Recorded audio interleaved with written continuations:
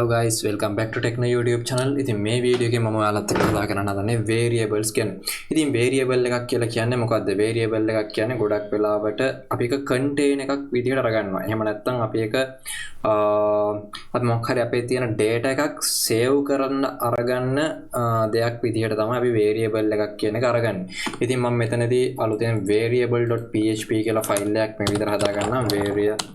variable.php ඉතින් මම මෙතනදී create කරන්නම් variables පළවෙනිට මගේ PHP opening and closing tags මෙතනදී PHP and PHP එක මම විතර close කරගන්නවා.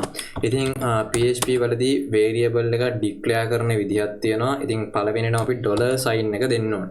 ඉතින් මේ විදිහට $sign එක දීලා අපිට කැමති නමකින් අපිට පුළුවන් අපේ variable එක declare කරන්න. ඉතින් මෙතනදී මම මේ විදිහට මේක හැදුවම මෙතනදී මම variable එකක් හදාගත්තා. PHP වලදී මේ variable එකේ නම තමයි name කියලා කියන්නේ. ඉතින් මෙතනදී අපි වෙන්නේ මේ variable එකට අපිට ඕනම විදිහේ data type එකක් මෙතනදී අපිට store කරන්න පුළුවන්. ඒක integer data type එකක් වෙන්න පුළුවන්, ඒක string data type එකක් වෙන්න පුළුවන්, එහෙම නැත්නම් ඒක float data type එකක් වෙන්න පුළුවන්, එහෙම නැත්නම් ඒක list එකක් වෙන්න පුළුවන්. මෙන්න මේ විදිහේ ඕනම data type එකක් අපිට මෙතනදී මේ variable එක ඇතුළට store කරන්න පුළුවන්. ඉතින් මම මෙතනදී simply string data type එක කියන මගේ string value එකක් මෙතනට store කරගන්න හදන්නේ. ඉතින් මම මෙතනදී name කියන එකට මම මෙතනදී simple name එක jack කියලා අරගන්නම්. ඉතින් මම මෙතනදී jack කියන නම තමයි මෙතනදී store කරගත්තේ. ඉතින් මම මෙතනදී මගේ command එක මෙතනින් ඉවර කරනවා. ඒක නිසා මම මෙතනදී semicolons use කරනවා. මම මෙතනදී අලුතෙන් name කියලා variable එකක් හදලා තියෙනවා. මේ variable එකේ data එක තමයි jack. ඉතින් මට මෙන්න මේ jack කියන නම මෙන්න මේ name කියන variable එකේ save කරගන්න ඕනේ. ඉතින් මම මේක තමයි මෙතනදී කරේ. ඉතින් මම මෙතනදී මේ විදිහට variable එකක් name කියලා හදාගෙන මම මේ name කියන එකට jack කියන නම දුන්නම මේ variable එකට මම jack කියන නම දුන්නම මට දැන් මේක access කරන්න පුළුවන් වෙන්න ඕනේ. ඉතින් මට මෙතනදී පාවිච්චි කරන්න පුළුවන් echo කියන command එක. echo කියන function එක. මම මෙතනදී echo කියන function එක පාවිච්චි කරලා මම කියනවා $_name එක print කරන්න කියලා.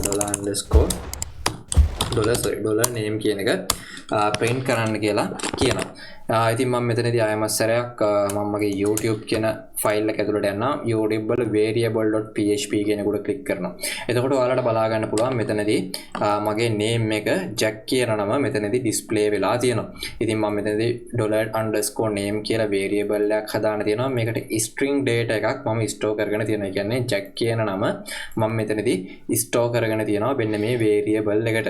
ඒ වගේම මම මෙතනදී හැදුවොත් එහෙම age කියලා තව අලුතෙන් variable එක මට පුළුවන් මෙතනදී age කියන variable එකත් මේ විදිහට හදාගෙන මට පුළුවන් මෙතනදී integer values මෙන්න මේ age කියන variable එකට assign කරගන්න. ඉතින් මම මෙතනදී age කියලා variable එකක් හදලා තියෙනවා. ඉතින් මම මේකට assign කරගත්තා 10 කියන integer value එක. ඉතින් මට මේකත් මෙතනදී access කරන්න පුළුවන් echo කියන function එක use කරලා echo $age $sign age කියලා මම මේ විදිහට type කරලා මම විදිහට semicolon එක දාගන්නවා. මොකද මම command එක මෙතන ඉවර වෙන නිසා. දැන් මම ආයෙම සැරයක් මගේ browser එක refresh කරොත් ඔයාලට බලා ගන්න පුළුවන් jack ඒ වගේම 10 කියලා මෙතනදී මට පෙන්නලා තියෙනවා. ඒ වගේම මට ඕන නම් මෙතනදී floating values උනත් මෙතනදී මට පුළුවන් store කරගන්න. මම මෙතනදී පාවිච්චි කරන්නම් number කියලා එකක්. මම මෙතන number කියලා මේ විදිහට variable එකක් create කරගෙන මම මේකට දාන 10.5 කියලා. ඉතින් ඔයාලට බලාගත්තොත් පේනවා ඇති මෙතනදී මට මේ number variable කියන number කියන variable එකට මෙතනදී මට floating values පවා store කරගන්න පුළුවන්. ඉතින් මට ඕනම data type එකක් මෙතනදී මේ variables වලට store කරගන්න පුළුවන්. ඉතින් මෙතනදී අපි string integer සහ float values අපේ string integer සහ floating values අපි දැන් store කරගත්තා අපේ එක එක variable වල. ඉතින් ඒ වගේම අපි දැන් මෙතනදී variable access කරා. හැබැයි අපි variable එකක් හදනකොට අපිට හිතන්න ඕන දේවල් ටිකක් තියෙනවා. අපිට කැමති විදිහවල වලට variables හදන්න බෑ. ඉතින් ඔයාලට මෙතනදී මොකක්ම හරි name එකක් ඔයා පාවිච්චි කරනවා නම් ඒ name එකේ මොකක් හරි sense එකක් ඒ කියන්නේ ඔයාගේ ඒ ඔයා පාවිච්චි කරන දේ තේරුමක් තියෙන්න ඕන. ඉතින් ඔයාලට මෙතනදී බැලුවොත් පේනවා ඇති name කියන එකේ ඇත්තටම අරගත්තොත් අපිට තේරුමක් තියෙනවා. මම මෙතනදී jack කියන එක කරනවා තමයි මේ name කියන variable එකට assign කරලා තියෙන්නේ. ඒ වගේම age එක 10 කියලා අරගෙන තියෙනවා. jackට වයස අවුරුදු 10ක් වෙන්න පුළුවන්. ඉතින් මෙතනදිත් මේ variable එකටත් ගොඩක් වෙලාවට තේරුමක් තියෙනවා. හැබැයි මම මෙතනදී just simply create කරලා තියෙනවා number කියලා එකක්. ඊට පස්සේ ඒක 10.5 කියලා දීලා තියෙනවා. හැබැයි මෙතනදී අපි number කියලා කිව්වට මේක මොකක්ද කියන එක දන්නේ නැහැ. ඉතින් ඒක නිසා මෙන්න මේ වගේ variable එකක් හදවපුවම මෙතනදී මේ variable එක මෙතනදී අපිට කිසිම sense එකක් දෙන්නේ නැහැ. ඉතින් එතකොට මේ වගේ variables හදන්න පුළුවන් ගැටලුවක් නැහැ මෙතනදී. ඒ වුණත් මේ වගේ variables අපි හදන يعني variable එකක් හදනකොට ඒකේ මොකක් හරි අපිට තේරුමක් තියෙන්න ඕන variable එකක් හදනකොට. ඊළඟ කාරණාව තමයි variable create කරනකොට අපිට කැමති විදිහට මම කිව්වා variables හදන්න බෑ කියලා. මම හිතමුකෝ මම $, ඊට පස්සේ මෙතන underscore name කියලා එකක් හදනවා. ඔයාලා බලුවොත් මෙතන මේ variable එකේ කිසිම ප්‍රශ්නයක් නැහැ. මම මෙතනදී මේ variable එකේ කිසිම ගැටලුවක් නැහැ. ඒ වගේම මම මෙතනදී echo $_name කියන එක දෙනවා. මම මෙතනදී echo කරගන්නවා. මම මෙතනදී මේක refresh කරලා බලුවොත් එහෙම ඔයාලට පේනවා ඇති මෙතන කිසිම ගැටලුවක් නැතුව මගේ name කියන variable එක මෙතනදී display වෙලා පෙන්නනවා. ඉතින් මෙතනදී මට underscore එක පාවිච්චි කරන්න පුළුවන්. හැබැයි මම මෙතනදී පාවිච්චි කරනවා $_ නෙවෙයි මෙතන $@variable $@name කියලා. ඔයාලට පේනවා ඇති මෙතනදී මගේ කෝ එඩිට් එකෙන් මේක error එකක් තියෙනවා කියලා පෙන්නනවා. මෙතනදී මට එක use කරන්න බෑයි කියලා කියනවා. ඉතින් ඔයා special symbols පාවිච්චි කරනවා නම් ඔයා variable එකක් පටන් ගන්නකොටම ඔයාට special symbols පාවිච්චි කරන්න බෑ. ඉතින් PHP වගේම තමයි අනිත් ගොඩක් programming languages වල ඔයාට special symbols පාවිච්චි කරන්න බෑ variable එකක් හදනකොට. ඒකේ start way ඒ කියන්නේ name එක start කරන දැන් මගේ name එක මෙතන තියෙනවානේ. ඒකේ start letter එක විදිහට ගොඩක් වෙලාවට මේ විදිහ special symbols පාවිච්චි කරන්න බෑ. මේක error එකක් විදිහට තමයි ගොඩක් programming languages වලින් පෙන්වන්නේ. ඉතින් මම මෙතනදී මේක refresh කරොත් එහෙම ඔයාලට බලා ගන්න පුළුවන් syntax error unexpected token ඒක at එක තමයි මෙතනදී error එක විදිහට මට පෙන්නලා තියෙන්නේ. ඉතින් මම මේක මෙතනදී at එක අයින් කරොත් එහෙම ඔයාලට බලා ගන්න පුළුවන් මෙතනදී මේ issue එක fix වෙනවා. ඒ වගේම මට මෙන්න මේ විදිහේ special symbols කිසිම එකක් පාවිච්චි කරන්න බෑ. ඔයාලට පේනවා ඉතින් මේකත් මෙතනදී error එකක් විදිහට පෙන්වන්නේ. ඉතින් මම මෙතනදී percentage sign එක වගේ එකක් පාවිච්චි කරොත් ඔයාලට පේනවා ඉතින් මේ විදිහේ special characters මට පටන් ගන්නකොටම පාවිච්චි කරන්න බෑ.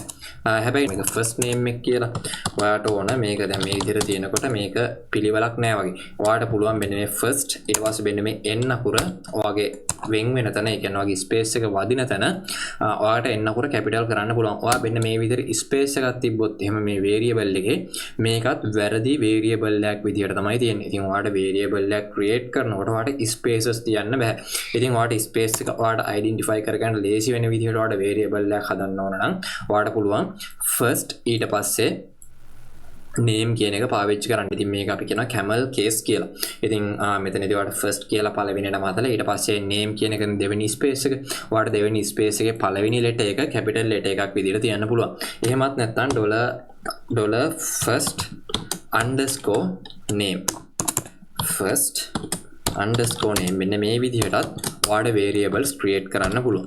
ඉතින් මෙන්න මේ විදිහට create කරනවට අපි කියනවා snake case කියලා. ඉතින් ඔයාලට මෙන්න මේ විදිහටත් කැමති නම් variables create කරන්න පුළුවන්. ඉතින් ගොඩක් වෙලාවට අපිට පටන් ගන්නකොට special characters පාවිච්චි කරන්න බෑ. ඒ වගේම තමයි පටන් يعني මැදදිත් අපිට special characters පාවිච්චි කරන්න බෑ. හැබැයි අපිට මෙතනදී underscore එක පාවිච්චි කරන්න පුළුවන් ගැටලුවක් නැතුව. ඊට පස්සේ $1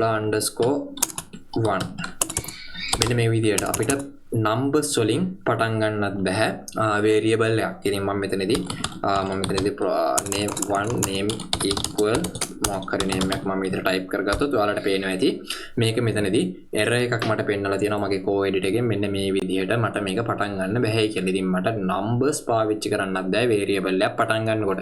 හැබැයි ඔයාලට මැදදී කියන්නේ variable එකක් English letter එකකින් පටන් අරගෙන ඊට පස්සේ ඔයාලට මැදදී ඔයාලට උනන numbers පාවිච්චි කරන්න පුළුවන්. එහෙම කිසිම ගැටලුවක් නැහැ. ඊළඟ කාරණාව තමයි අපේ මේ තියෙන variables මේවා case sensitive. ඉතින් මම මෙතනදී first name ඒ වගේම මම මෙතනදී underscore එකක් දාලා first n අකුර capital name කියලා හදන්න. මේක case 1 කියලා මම මේ variable එක case 1 කියලා මේවා කරගන්න. මම මේක case 2 කියලා මේ විදිහට වෙනස් කරගන්න. මම මේක මෙතනින් මේ විදිහට මේවා කරගෙන මම මෙන්න මේ දේවල් ටික ඔක්කොම කමෙන්ට් කරගන්න. ඊට පස්සේ මම මේ විදිහට කමෙන්ට් ටික කරගත්තට පස්සේ දැන් මගේ මෙතනදී first name එකක් තියෙනවා අනිත් එකත් first name. මේක බැලුමට ගොඩක් සමානයි වගේ ඔයාලට පේන්නේ. හැබැයි ඔයාලට බැලුවොත් පේනවා ඇති මම මෙතනදී br tag එකකුත් අරගන්නම්. එක්කෝ br මේක html tag එකක් මේක ගැන හිතන්න එපා. මම ඊළඟට explain කරන්නම් මේ විදිහට අරගන්න කොහොමද කියන එක. මෙතනදී ඔයා අරගත්තොත් එහෙම ඔයාට මෙතනදී first name එක ඔයා equal කරලා තියෙනවා case 2 එකට. ඒ වගේම first name මේ පළවෙනි එක ඔයා ඒක equal කරලා තියෙනවා case 1 කියලා. ඉතින් මම මේක මෙතනදී refresh කරලා ඔයාලා බැලුමට මේක ගොඩක් වෙලාවට සමානයි වගේ පේන්නේ. හැබැයි මෙතනදී මම n අකුර විතරක් change කරලා තියෙනවා. මේක මම කිව්වා මේ programming language එක case sensitive programming language එකක්. ඉතින් මම මේක මෙතනදී refresh කරලා බැලුවොත් එහෙම sorry මම මේ දෙක echo කරන්න ඕන. මම මෙතනදී echo කරන්නම් පළවෙනියටම first name කියන එක. first underscore මෙන්න මේ name කියන එක. හරිද? capital n අකුර තියෙන name එක. මම ඊළඟට simple n අකුර තියෙන name එක echo කරන්න මම මෙන්න මේ tag එක br tag එක මම මෙතනට ගෙනත් දාගන්න. ඊට පස්සේ මම මේක refresh කරොත් එහෙම ඔයාලට පේනවා ඇති පළවෙනියට මෙයා output එක විදිහට දෙන්නේ case 1 එක. හැබැයි මෙයා case 2 එක මට output එකක් විදිහට දෙන්නේ නැහැ. මොකද මේකට හේතුව මේ n අකුර capital ඒක equal වෙන්නේ මෙන්න මේ case 1 එකට විතරයි. මම මේ දෙවෙනියට first name කියන එක දින්නම ඒකේ n අකුර simple කියන case sensitive මෙතනදී යා output එක විදිහට දෙන්නේ case 2 කියන print එක. මොකද ඒකට හේතුව මෙතනදී මෙයාගේ n අකුර simple. මෙතනදී n අකුර simple variable එක තමයි case 2 කියලා කියන්නේ. ඉතින් PHP වල මේ programming language එක case sensitive ඒ වගේම අපි variables හදනකොට ඒවත් ගොඩක් වෙලාවට ඒවත් හැම වෙලාවෙම case sensitive. ඉතින් variable එකක් හදනවා නම් ඔයාගේ අකුරු ගැන ඔයා අනිවාර්යයෙන්ම සැලකිලිමත් වෙන්න ඕන. ඉතින් එක අකුරක හරි පොඩි හරි වෙනසක් තිබුණොත් ඒ variable එක ගොඩක් වෙලාවට වැඩ කරන්නේ නැති වෙයි. ඉතින් ඒක නිසා ඒක ගැනත් අනිවාර්යයෙන්ම සැලකිලිමත් වෙන්න. ඊළඟට තමයි අපිට පුළුවන් HTML අපේ PHP ඇතුලේ ලියන්න.